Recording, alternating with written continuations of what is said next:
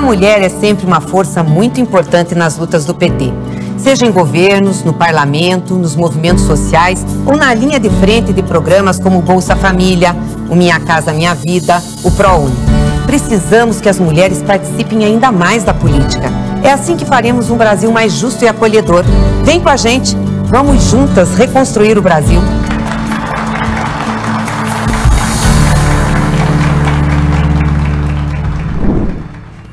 O TV Elas por Elas Formação Eleições desta semana está falando sobre mulheres na política.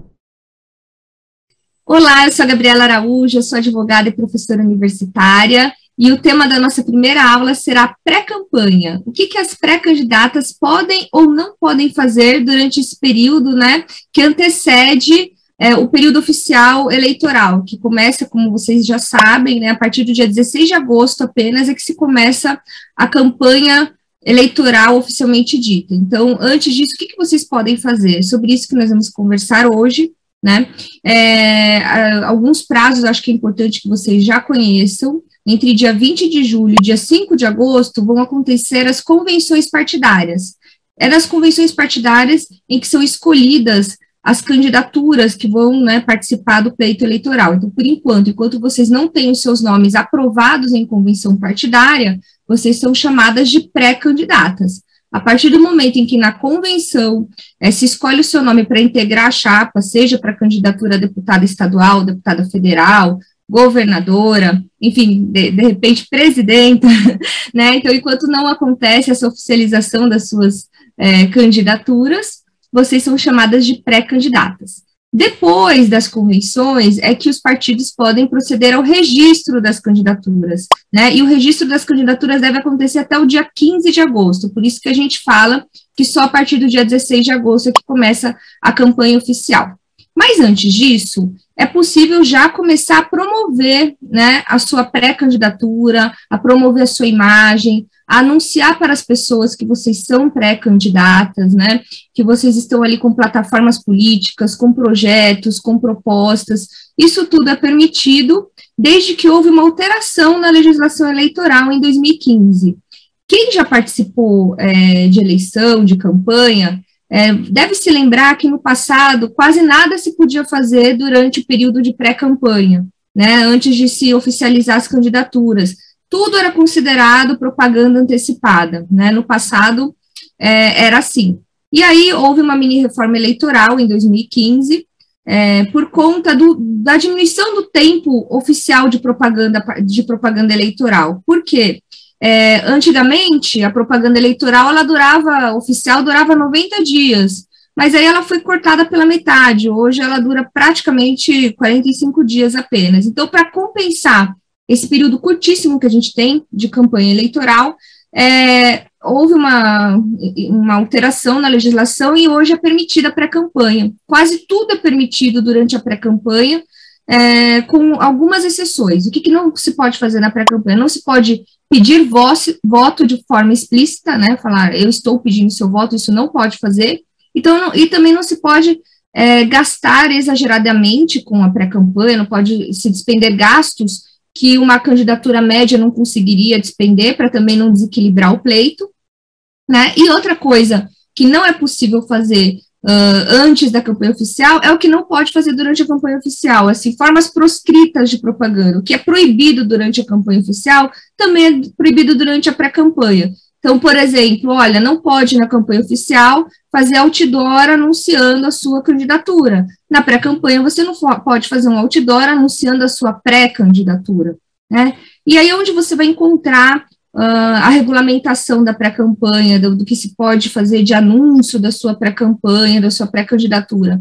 No artigo 36A da Lei 9.504 de 97, que é a Lei das Eleições, A Lei 9.504 de 97, que todo mundo já conhece, que é a Lei das Eleições, ela estipula lá todas as hipóteses permitidas de pré-campanha. Então, ela diz o seguinte, que não configuram propaganda eleitoral antecipada, desde que não envolvam pedido explícito de voto, os seguintes atos, que poderão ter cobertura dos meios de comunicação social, inclusive via internet: a menção à pretensa candidatura, a exaltação de qualidades pessoais das pré-candidatas, o pedido de apoio político e a divulgação da pré-candidatura, das ações políticas desenvolvidas e das que se pretende desenvolver, ou seja, você pode, inclusive, ir a um programa de TV, inclusive a um programa de rádio, ser entrevistada por esses programas e dizer, eu sou pré-candidata e caso eu venha a ser eleita, as minhas plataformas políticas são essas, essas e essas, né?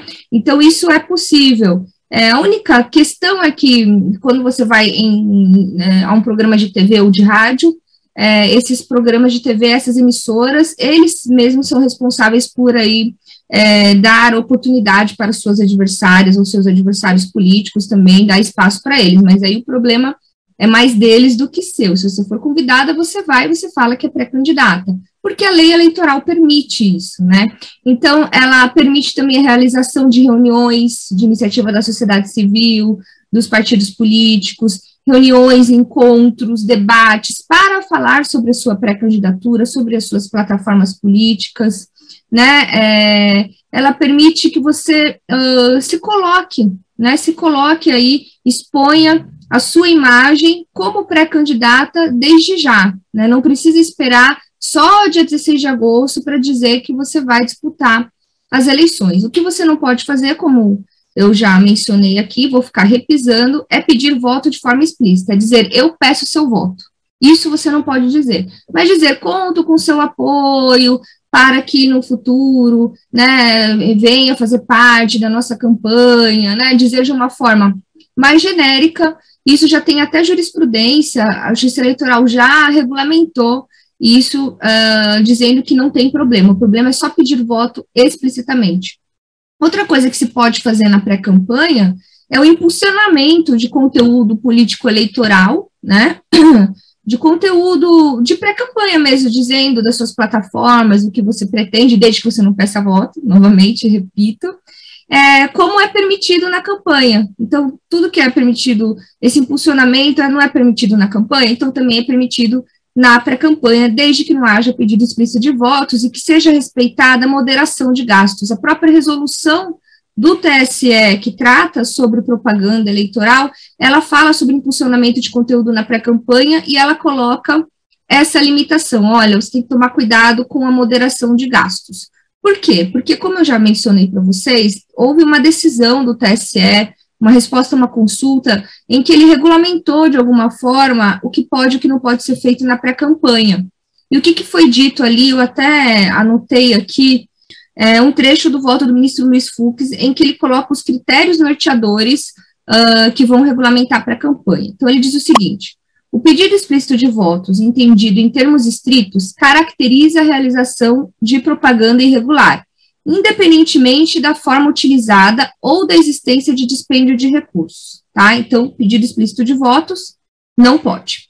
Outro ponto, os atos publicitários não eleitorais, assim entendidos aqueles sem qualquer conteúdo, direto ou indiretamente relacionados com a disputa, consistem em indiferentes eleitorais, situando-se, portanto, fora da alçada desta justiça especializada. O que ele quer dizer com isso? Olha, por exemplo, você fazer um cartaz felicitando a cidade pelo seu aniversário, né, um outdoor, você pode fazer um outdoor, mas desde que não tenha nenhum conteúdo eleitoral, um outdoor falando, né, eu vou falar, eu como advogada, meu nome, sou Gabriela Araújo, então, a advogada Gabriela Araújo dá parabéns para a cidade de São Paulo pelo seu aniversário.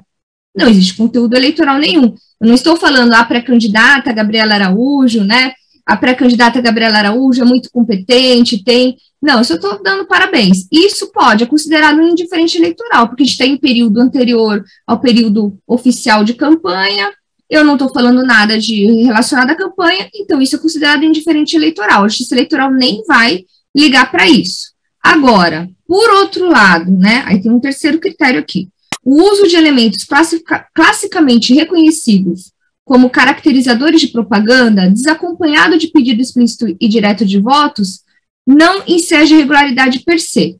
Todavia, a opção pela exaltação de qualidades próprias para o exercício do mandato, assim como a divulgação de plataformas de campanha ou planos de governo, acarreta, sobretudo quando a forma de manifestação possua uma expressão econômica minimamente relevante, os seguintes ônus e exigências. Então, assim, olha, se você tiver de alguma forma, né, exaltando suas qualidades próprias para o exercício de um mandato de representação, se você estiver de alguma forma divulgando plataformas políticas de campanha ou de planos de governo, você vai ter alguns ônus, que são os seguintes: impossibilidade de utilização de formas proscritas durante o período oficial de propaganda, por exemplo, outdoor, distribuição de brindes, etc., e respeito ao alcance das possibilidades do pré-candidato médio.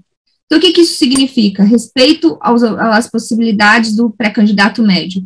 Se você vai ter que ter algum dispêndio, né, de recursos, vai ter que investir de alguma forma dinheiro para divulgar suas qualidades pessoais durante o período da pré-campanha.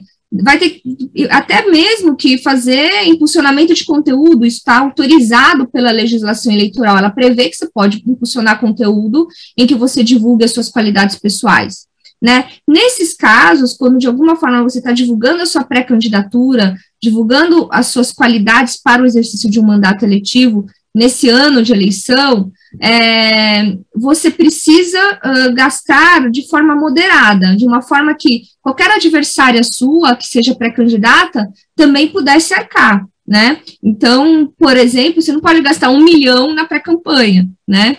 Porque imagina aqui que quem está me assistindo é uma candidata muito milionária, muito rica, e ela quer fazer a pré-campanha dela, ela não pode gastar todo o dinheiro que ela tem na pré-campanha, considerando que as outras pré-candidatas, são pessoas que têm menos recursos. Então, você tem que pensar mais ou menos em gastos módicos que não desequilibrem o pleito. É isso que é dito. Por quê? Porque a Justiça Eleitoral não vai ter como fiscalizar, né, nessa fase que ainda não começou a campanha oficial, a entrada e a saída do dinheiro. Então, o que fica muito evidente de gasto estratosférico é que vai chamar a atenção da Justiça Eleitoral e ela pode, eventualmente, ali fazer alguma diligência. Mas, se não, você vai pelo bom senso. Olha, eu vou gastar um limite razoável, mas que qualquer pessoa conseguiria, uma pessoa comum, conseguiria arcar também para fazer. Inclusive, você pode fazer material de pré-campanha, porque o que diz é o seguinte: as formas não proscritas, o que não é proibido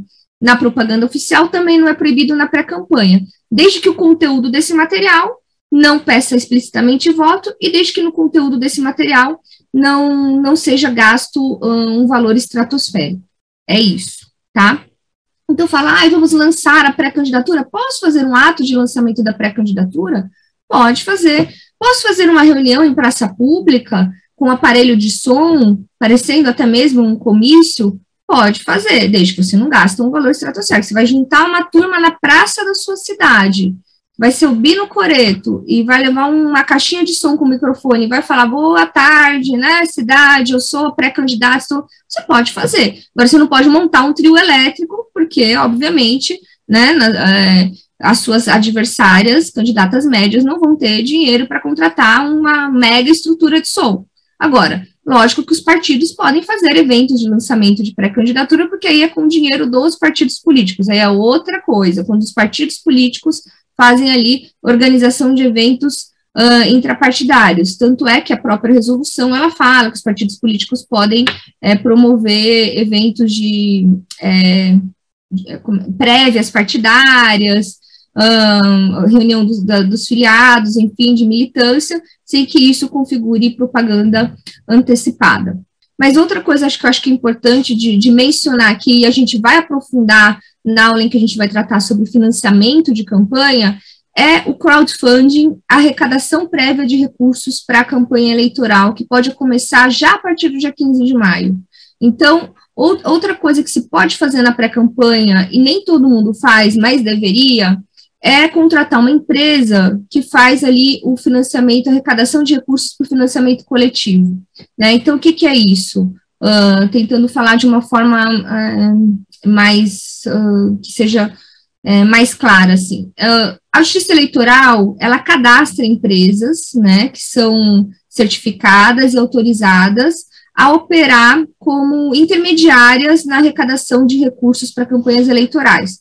Esse financiamento coletivo, que é essa arrecadação de recursos que é feita pela internet, inclusive, ela pode acontecer antes e durante a campanha. No período de pré-campanha, a lei eleitoral, a resolução do TSE, diz que se for contratada essa empresa, uma das empresas que está autorizada pela Justiça Eleitoral para operar dessa forma, já pode começar a partir do dia 15 de maio a investir na sua campanha. As pessoas que querem investir na sua campanha, os seus apoiadores já podem começar a depositar dinheiro, né, via internet na conta dessas empresas, e caso a sua campanha seja oficializada ali a partir do dia 16 de agosto, as empresas vão transferir esses recursos que elas foram arrecadando desde maio para a sua conta de candidata, né? Por quê? Porque vocês não podem agora arrecadar recursos na sua conta pessoal. A única forma de arrecadar recursos previamente, né, ao período oficial de campanha, é por meio de empresas intermediárias autorizadas pela Justiça Eleitoral a operar. Então, vocês entram no site do TSE, lá vai ter uma lista das empresas que estão aprovadas pela Justiça Eleitoral. O que essas empresas vão fazer? Elas vão fazer um site, elas vão divulgar sua pré-candidatura, vai ter seu nome, sua imagem, suas plataformas políticas, elas vão colocar ali um mecanismo que vai permitir que as pessoas façam doação para a sua candidatura, elas vão emitir recibos para essas pessoas que vão fazer as doações, né, para as pessoas físicas, vocês sabem que só pessoas físicas que podem doar, e vão funcionar como intermediárias, como se fossem fiéis depositárias. Caso o seu registro de candidatura lá para agosto seja efetivado, caso você seja aprovada pelo partido para ser candidata, e depois tenha o seu registro regulamentado lá perante a Justiça Eleitoral, aí sim a empresa vai poder transferir para a sua conta de candidata, você vai abrir um CNPJ de candidata, você vai ter uma conta bancária específica para a sua campanha, aí essa empresa vai transferir os valores para a sua conta. Mas, se por um acaso você desistir de ser candidata, ou o partido não aprovar a sua candidatura, ou der algum problema e o seu registro não for efetivado, a empresa fica responsável por devolver todo o dinheiro para as pessoas que fizeram as doações. Então, por isso que só pode ser realizada essa arrecadação prévia de recursos a partir de maio por empresas intermediárias autorizadas pela Justiça Eleitoral, porque ela fica com essa responsabilidade de devolver o dinheiro para as pessoas que doaram, caso a sua campanha não seja realmente oficializada, a sua candidatura não seja realmente oficializada. Então, mas isso é importante porque você movimenta para a campanha, né? Você, de alguma forma, faz com que a sua imagem seja mais ainda divulgada, né, que as pessoas se engajem na sua pré-campanha, que elas se comprometam com a sua pré-campanha já desde a partir de maio. Por isso que é importante e eu recomendo que seja realizado esse tipo de contrato. Eu acho que é isso, que assim, a parte da pré-campanha já está esgotando o nosso tempo, eu acho que eu já falei, vou até dar uma olhada aqui se eu estou esquecendo alguma coisa, mas eu acho que eu já falei todos os pontos importantes, e aí a gente continua na próxima aula. Nós queremos para nós, mulheres, para os nossos filhos, para as nossas comunidades, para o nosso país.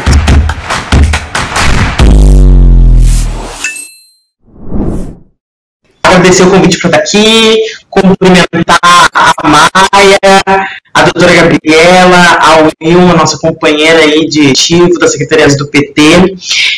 De fato, a violência política ela se expressa das mais variadas formas.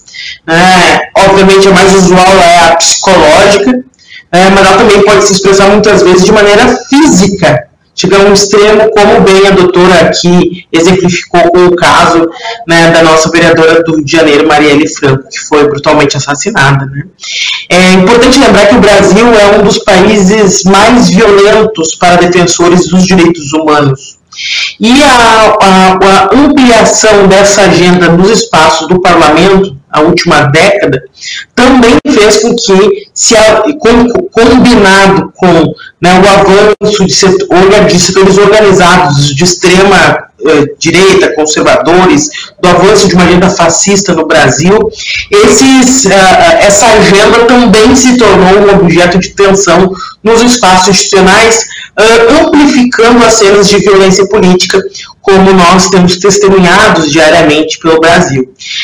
Obviamente aqui nós estamos falando majoritariamente da violência de gênero, mas ela é atravessada junto com a violência racial, LGBTfóbica, e vemos através de uma ação muito contundente, especialmente a esses novos mandatos, como é o meu caso, né, a partir de 2018, 2020, uma ação muito organizada desses grupos com terrorismo cibernético, promovendo ameaças, né, uma mobilização muito forte nas redes, aí tentando cercear a liberdade democrática destes mandatários e mandatárias, né, especialmente as mandatárias. Mas acho que uma face importante também da violência política de gênero é aquela que ela é mais velada, digamos assim, mas que ela também requer uma atenção muito importante, que é aquela que se expressa dentro das estruturas partidárias, seja pela limitação da construção de figuras femininas, seja pela não aplicação correta dos recursos, né, seja pela não garantia dessas mulheres poderem disputar eleições, terem a sua condição, inclusive, de apresentação pública cerceada pelas estruturas partidárias. Hoje no Brasil há uma série de movimentos sociais, organização das secretarias nacionais de mulheres dos partidos políticos, ações através do judiciário, com grupos de trabalho no TSE, por exemplo, tentando pensar mecanismos para combater, coibir essas violências, né? Isso é importante a gente elucidar para as nossas companheiras militantes, né, para a sociedade em geral, porque a maior forma de nós combatermos isso é conseguirmos explicitar o quanto que isso é uma violência política, porque são formas, muitas vezes, que não são compreendidas como tal, né? E ela se dá os pequenos detalhes, na perda do direito de fala, né? No companheiro te roubar a legitimidade sobre o que tu está falando, até questões mais materiais, né? Portanto, para concluir, deixar também, né, seguir o nosso papo, é importante a gente compreender que as cenas extremas, elas são um crescente na sociedade, uma permissividade no ambiente público. A partir do momento que eu crio um ambiente público onde uma série de violências elas vão sendo permitidas, ela vai estruturando uma permissividade a uma cena mais dura de violência, que é o que nós vivemos, infelizmente, hoje no Brasil. Eu já comentei um pouquinho na aula passada sobre o crowdfunding, o financiamento coletivo de campanhas, né?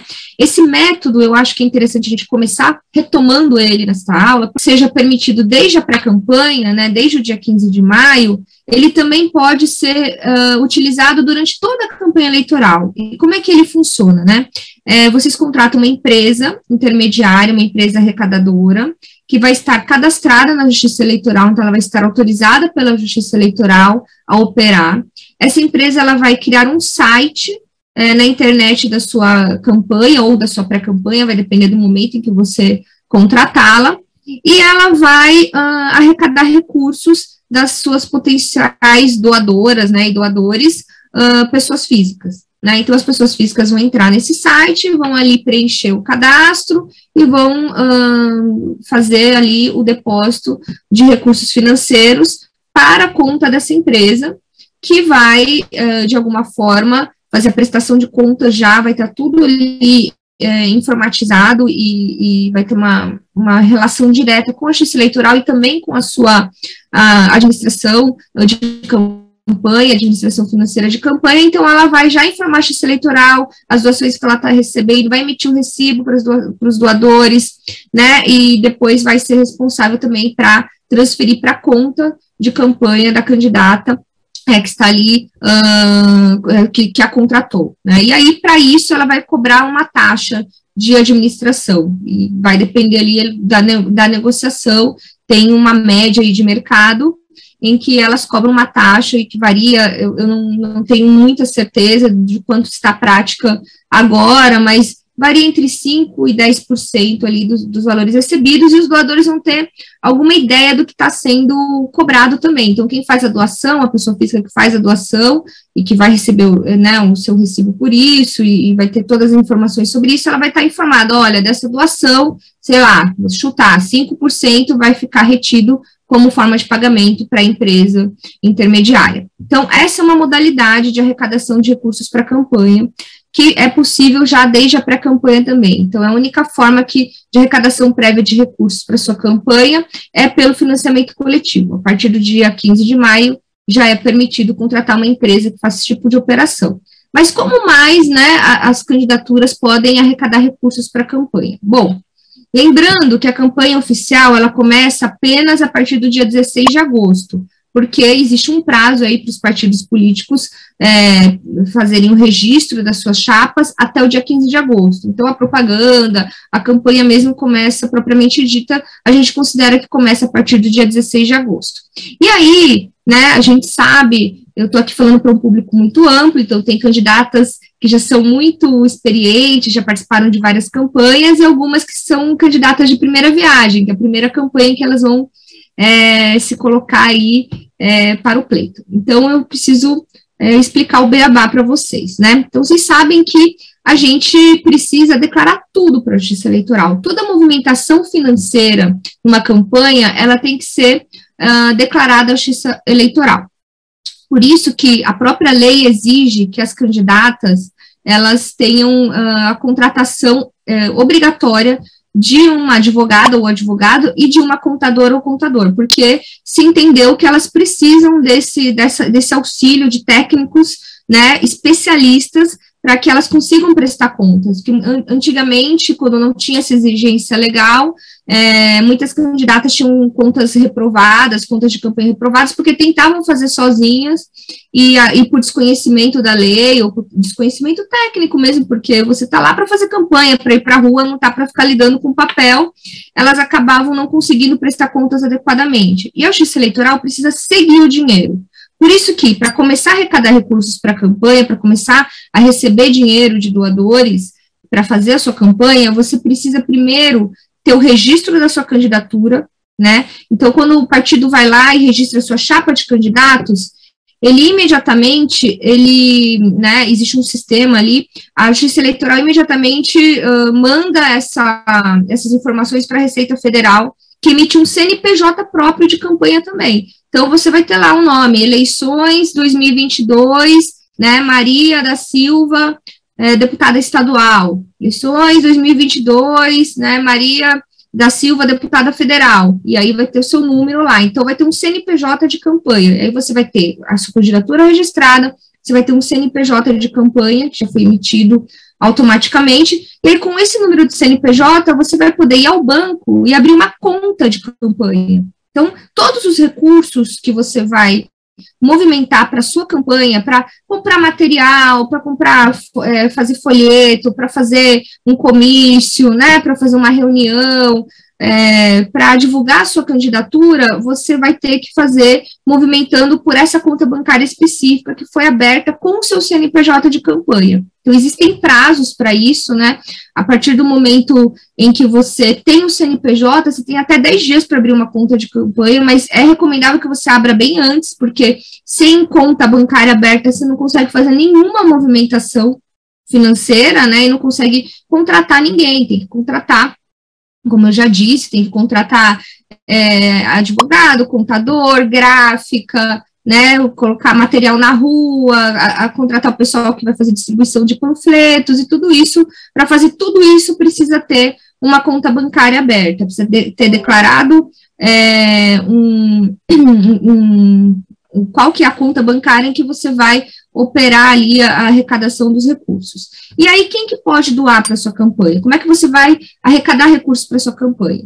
Você pode arrecadar de pessoas físicas, então somente pessoas físicas podem contribuir para a sua campanha, né? Você não pode receber recursos de pessoas jurídicas, somente de pessoas físicas, e somente de pessoas físicas residentes no Brasil, com contas no Brasil, enfim, não pode receber financiamento de pessoas estrangeiras. Então, existem várias limitações, né? Existem fontes vedadas, e as pessoas físicas, elas só podem doar até 10% do que elas declararam no imposto de renda no ano anterior. Eu queria já, para a gente pensar, o seguinte, né? Uma vez que a gente entende, né, que a violência política muitas vezes é muito mais ampla do que a gente imagina, né, que tem certas coisas que acontecem com a gente que, se a gente for olhar bem, é uma violência psicológica, é uma violência patrimonial, é uma situação de violência. Queria que a gente apresentasse um pouco, conversasse, né, um pouco sobre os mecanismos que a gente tem de enfrentamento a essa violência, quais são os mecanismos que a gente tem de denúncia, quais a gente tem coletivos de enfrentar a violência, então pensar isso de maneira ampla, né, então entrar desde os canais de denúncia, mas passando também pela nossa organização como mulheres, aí eu vi um pouco a opinião de vocês sobre essa questão. Aí se a gente puder, então, até mudar a ordem que a gente falou, para a gente, né, ter uma troca mesmo. Wilma, se você quiser começar já que você terminou, de novo. Então, a gente tem vários mecanismos hoje dentro do Partido dos Trabalhadores e também, né, no âmbito jurídico para, né, denunciar nessas diversas formas de violência. No caso da violência política de gênero, é diretamente na Justiça Eleitoral, já que é uma lei que veio para modificar o Código Eleitoral, então ou a gente faz o Ministério Público Eleitoral ou faz na zona eleitoral, do qual a gente, né, onde o fato ocorrer. A gente também tem, internamente, a gente tem a Comissão de Ética, a Secretaria de Mulheres desde 2017, se não me engano, a gente aprovou uma comissão do qual debate sobre a questão do enfrentamento às diversas formas de violência contra as mulheres dentro do partido, né? Então, assim, é importante da gente fortalecer e ampliar esse espaço, né? E também ampliar sua competência, né, seus poderes, para que a gente consiga avançar mais, né? Mesmo porque hoje, quando você vai entrar com um pedido de comissão de ética disciplinar dentro do partido, a afiliada ou o filiado, né, deve diretamente fazer a denúncia. E a gente precisa, muitas das vezes, infelizmente, assim, a gente não consegue fazer avançar porque muitas e muitos, né, no caso, muitas não conseguem fazer essa denúncia, né. Eu estava visitando o site do TSE, tinha vários materiais lá, mas não encontrei nenhum espaço onde a gente consiga, inclusive não tem nem a lei, né, nem a lei 14.192, que é essa lei sobre violência política de gênero, não está no site do TSE nessa parte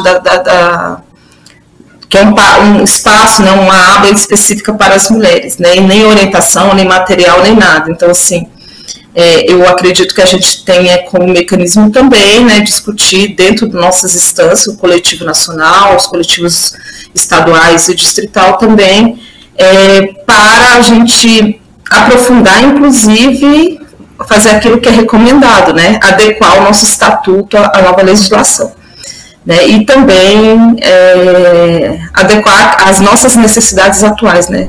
Vamos fazer aqui primeiro uma recordação, um histórico, uma memória de como as mulheres começaram a participar da vida pública no Brasil com muito atraso com relação aos homens.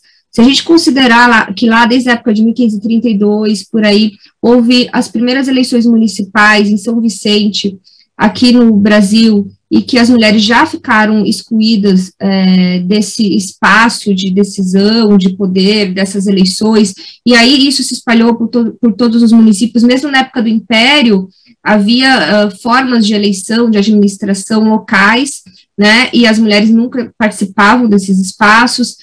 Depois, com a primeira Constituição da República também, as mulheres não estavam ali incluídas, não podiam votar, os homens já votavam com a primeira Constituição da República, em 1891, as mulheres ficaram excluídas, e somente em 1932, com o primeiro Código Eleitoral ali, sob a gestão de Getúlio Vargas, é que as mulheres conquistaram seus direitos políticos, as mulheres brasileiras. Nós não estamos muito atrasadas com relação ao resto do mundo ocidental, porque essa onda, né, de conquista de direitos políticos das mulheres, essa onda feminista, ela veio aí realmente nas primeiras décadas do século XX. Na França, por exemplo, as mulheres conquistaram os seus direitos políticos apenas em 1945, então isso não significa que o Brasil está atrasado com relação aos outros países do Ocidente. Infelizmente, né, o machismo, ele é mundial, né, é uma questão internacional. Mas, enfim, então, em 1932, as mulheres começaram a poder votar e serem votadas com o código, mas nessa época, então, o direito ao voto era facultativo para as mulheres e para os homens obrigatório, ou seja, existia ainda uma desigualdade, porque as mulheres já vinham aí numa tradição machista, patriarcal, de não poderem participar da vida pública, e quando o direito ao voto era facultativo, elas não se sentiam estimuladas a irem às urnas, até mesmo por pressões familiares e pelas tradições ali, costumes da época. Então, foi só apenas com a Constituição de 46 que as mulheres, de fato, conquistaram direitos políticos, pelo menos na letra da lei, né, iguais aos homens, porque tanto homens e mulheres passaram a ser obrigados a votar a partir de 46. Até então, de 32 a 46, para as mulheres era facultativo, para os homens era obrigatório. E considerando que os homens já participavam da vida pública desde muito tempo antes. Bom, enfim, por que eu estou contando toda essa história, né? Porque existe uma grande desigualdade de gênero hoje nos espaços de poder que se explica, né, por esse histórico de exclusão das mulheres da vida política, exclusão legal, jurídica das mulheres da vida política por milênios, por séculos, deliberadamente, né? Então, elas foram, por lei, proibidas de votar, né? E esse delay, essa diferença com que elas começaram a participar da vida pública faz com que elas não consigam, de fato, competir de forma igualitária com os homens esses espaços, porque o machismo se estruturou nas instituições, na sociedade, né, e isso que eu estou falando não é nada exagerado, porque a história mostra isso, né? Então, a história mostra, olha, nós estávamos proibidas de votar até 1932, e os homens, eles tinham esse poder, né, eles gozavam de privilégios com relação à metade da população mundial, a metade da população brasileira. Vamos pensar, hoje, as mulheres são quase 53% do eleitorado apto a votar. Se a gente for fazer um recorte de raça, as mulheres negras são o maior grupo apto a votar no país, elas são 27%, né, do eleitorado. E o que acontece? Se a gente olha o corpo social e olha o parlamento, a gente vê que na Câmara Federal, considerando o resultado das eleições de 2018, né, a gente só tem 2,5% de mulheres negras. De 513 assentos na Câmara Federal, apenas 13 são ocupados por mulheres negras, né? São 15% de mulheres ao todo ocupando os assentos na Câmara Federal. É uma desigualdade que a gente percebe que, apesar da conquista do direito ao voto em 1932, apesar da Constituição Federal sedimentar que homens e mulheres são iguais em direitos, né, no gozo dos seus direitos políticos, dos seus direitos civis e políticos, apesar de tudo isso, na prática existem barreiras visíveis e invisíveis que impedem o acesso a esses espaços. Vamos lembrar também que a Constituição brasileira, essa Constituição cidadã, que a gente tanto se orgulha de dizer, tão rica em direitos fundamentais, ela foi construída por um corpo, por uma Assembleia Constituinte majoritariamente masculina e branca, né? Eram, se eu não me engano, 559 deputados constituintes, mas apenas 26 eram mulheres. Se você olhar o quadro da Assembleia Constituinte de 88 e olhar o quadro da posse da Câmara Federal, do Congresso Nacional, em 2018, você vai perceber que pouca coisa mudou. Então, por conta disso, existem algumas leis no Brasil, e seguindo também a tendência mundial, que garantem aí políticas afirmativas, cotas afirmativas para combater essa desigualdade, para que a gente possa finalmente gozar de uma democracia paritária e mais saudável, né? Uma democracia em que essa diversidade de pessoas e de pensamentos e de perspectivas sociais existente no nosso país se reflita também ali nos espaços de poder e de deliberação e de construção do nosso país. Então, a gente tem, a primeira lei que a gente tem, a mais importante, né, que a gente tem até hoje, é a Lei 9.504 de 97, que garante que pelo menos 30% das candidaturas que são apresentadas, né, para o Poder Legislativo, então os partidos são obrigados a apresentar uma chapa de candidatos para o Poder Legislativo e pelo menos 30% dessa chapa tem que ser composta por mulheres. A lei fala que tem que ser no mínimo 30% e no máximo 70% de cada sexo, é isso que diz o texto da lei. Mas a resolução do TSE, ela entende que a palavra sexo deve ser substituída por gênero, então, para que a gente também garanta que esses 30% mínimos sejam destinados às mulheres transgênero e travestis. Então, o TSE, né, a jurisprudência, já corrigiu essa discrepância, porque a redação da lei fala em sexo, não fala em gênero. Enfim, existe esse pequeno porém na redação da lei, mas que foi corrigido por jurisprudência.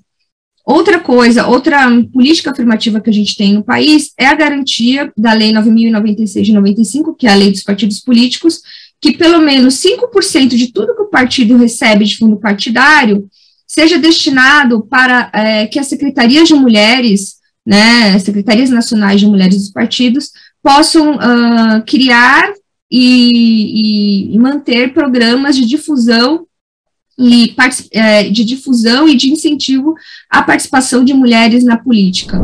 Antes das federações partidárias, a gente só tinha as coligações, né? A gente tinha as coligações proporcionais, que estão proibidas, já não foram aplicadas nas eleições de 2020, e ainda temos as coligações majoritárias, essas sim permanecem permitidas. E qual é a diferença entre as coligações e as federações, né? As coligações de partidos, elas só acontecem para as eleições, então elas correspondem à união de partidos políticos para a lógica eleitoral, para impulsionar uma determinada candidatura ou determinadas candidaturas.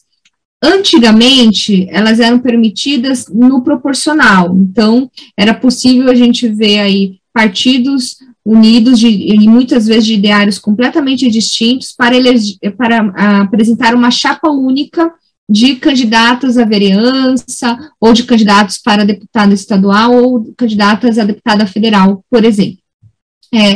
Mas esse tipo de coligação para o Poder Legislativo, esse tipo de coligação proporcional, foi proibida porque é o seguinte, se entendia que elas acabavam confundindo muito o eleitor, né, a eleitora, né, porque como a gente tem esse modelo para preencher as vagas do Legislativo pelo voto proporcional, o que acontecia é que era possível que alguns puxadores de voto de partidos, por exemplo, de esquerda, acabassem alçando ao parlamento candidatos de partidos de ideologia completamente diversa, de ideologia de direita, né? Então, ou vice-versa, candidatos de ideologia de direita, né, pela lógica proporcional, puxadores de voto acabavam alçando ao parlamento candidatos de esquerda, e enfim, e isso acabava confundindo demais o eleitor. Então, quando se proibiu a formação de chapas únicas no proporcional, chapas únicas com partidos diferentes, isso permite que o eleitor e a eleitora saibam o seguinte: olha, estou votando nessa candidata a deputada ou nessa candidata a vereadora, mas eu sei que o meu voto poderá ser aproveitado apenas pelos candidatos do mesmo partido. O meu voto não vai ser aproveitado por candidatos de partidos distintos. Isso por isso foi proibida a coligação no proporcional. Mas agora com a federação isso vai voltar a ser permitido, não é mesmo? Vai ser uma chapa única, porque os partidos vão se unir em federação e vão poder apresentar uma chapa única para o legislativo. Sim, agora eles vão poder fazer uma chapa única para o legislativo. Aliás, quem se unir em federação vai ter que fazer uma chapa única para o legislativo, porém, essa chapa, ela não vai ser formada apenas para a eleição, ela vai ter que se manter unida também no período posterior à eleição, né, e essa federação, ela vai ter que ter um estatuto único, então ela vai ter que ter uma ideologia, um ideário programático, um planejamento, um programa único que, de alguma forma, não consegue enganar ou confundir o eleitor, porque o eleitor e a eleitora vai saber, olha, se eu votar em candidatas e candidatos que pertencem a essa federação, essas candidatas e esses candidatos vão seguir esse estatuto único, essa ideologia, e deverão estar unidos também no período posterior às eleições, né? Então, por quê? Porque as eleições partidárias, elas exigem que os partidos permaneçam unidos pelo menos por 4 anos, o que significa, então, que também agirão em conjunto no período pós-eleitoral, com impactos diretos no funcionamento parlamentar e nas regras que exigem fidelidade partidária. Então, mesmo que eles tenham ali assegurada a identidade, a autonomia própria, né, esses partidos que integram a federação, seus membros, eles vão ter que seguir também as diretrizes previstas no programa comum, né, no estatuto comum da federação. especialmente aquelas diretrizes que são aplicadas para as candidatas e candidatos que virem a ser eleitos, que vierem a ser eleitos para o Poder Legislativo, porque eles vão ter que agir em bloco com os partidos federados, né? Então, se vocês entrarem até no site do Tribunal Superior Eleitoral, lá tem um material informativo que é muito completo e que eles falam também sobre essa necessidade do estatuto próprio da federação, né, e que esse estatuto, ele tenha também, né, o estatuto vai ter que conter regras sobre fidelidade partidária e sanções a parlamentares que não cumprirem a orientação de votação, que vai ser dada pela federação, né. Então, as federações vão ter também uma bancada própria, com lideranças aí no Poder Legislativo, formadas a partir do que está previsto, tanto nos estatutos da federação, como nos regimentos das casas legislativas. Obviamente vai ter que ter ali um consenso entre o Estatuto da Federação, que não pode também brigar com o Estatuto de cada um dos partidos, que vai estar unido nessa força que não é aplicada apenas no período eleitoral. Inclusive também, se a gente for pensar na formação das comissões legislativas, né? E aí vocês podem me perguntar, olha, mas o partido é obrigado a ficar 4 anos junto? E a autonomia? Você acabou de falar que eles têm autonomia, né, que eles não têm independência partidária mantida, mas aí ao mesmo tempo eles são obrigados a ficar 4 anos. Não é que eles são obrigados. Eles podem se desligar da federação, mas as sanções são muito pesadas, né? Então, os partidos que se desligarem antes do prazo mínimo de 4 anos, eles podem sofrer, por exemplo, a sanção de ficarem proibidos de ingressar em nova federação, de celebrar coligações majoritárias nas 2 eleições seguintes, lembrando que as coligações majoritárias, né, continuam permitidas. Então, o que são as coligações majoritárias? São coligações, por exemplo, para a chapa de presidente, para a chapa de governadora, para a chapa de prefeita. Essas coligações continuam permitidas. Então, vários partidos podem apenas, no período eleitoral, resolver se unirem para apoiar uma candidata a governadora, ou uma candidata à presidência, ou uma candidata à prefeitura. O que eles não podem é se unirem para formar uma chapa única para o legislativo, mas para o majoritário eles podem. Agora, nesse caso das federações, se algum partido sair antes do prazo mínimo de 4 anos da federação, ele vai ter como sanção não poder também fazer nenhuma coligação majoritária. E a outra sanção, uma outra sanção que é a mais pesada de todas, é que até completar o prazo mínimo remanescente em que ele deveria ter ficado na federação, esse partido vai estar proibido de utilizar o fundo partidário. Então, por exemplo, imaginem uma federação, né, e um dos partidos federados resolve sair depois de 1 ano em que ele estava na federação. Ele ainda teria 3 anos para continuar ali unido aos demais partidos. Se ele sair dessa forma, ele vai ficar nos próximos 3 anos sem conseguir utilizar o fundo partidário. Então, uma sanção muito pesada e que acaba desestimulando o rompimento da federação antes do prazo, né?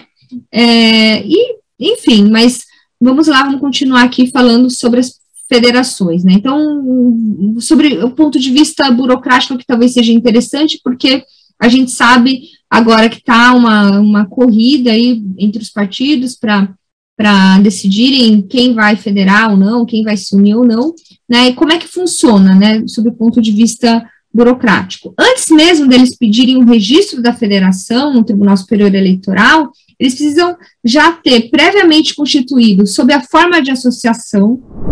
Eu acho que, de fato, a nossa posição, digamos assim, de participação das mulheres é que nos faz ter um olhar mais totalizante. É a emancipação de todas as mulheres, não somente das mulheres da elite, como talvez alguns setores liberais que também defendem a emancipação das mulheres, talvez, por exemplo, né, tenham aí um resguardo sobre a totalidade daquelas que se colocam a representar. Então, nós, como defendemos as mulheres, obviamente, acabamos, digamos assim, tendo uma agenda mais abrangente. Mas, de fato, isso não minimiza, eu acho que a tua premissa da pergunta está correta, não minimiza a importância da presença de todas as mulheres nos espaços institucionais. Vou dar um exemplo muito simples.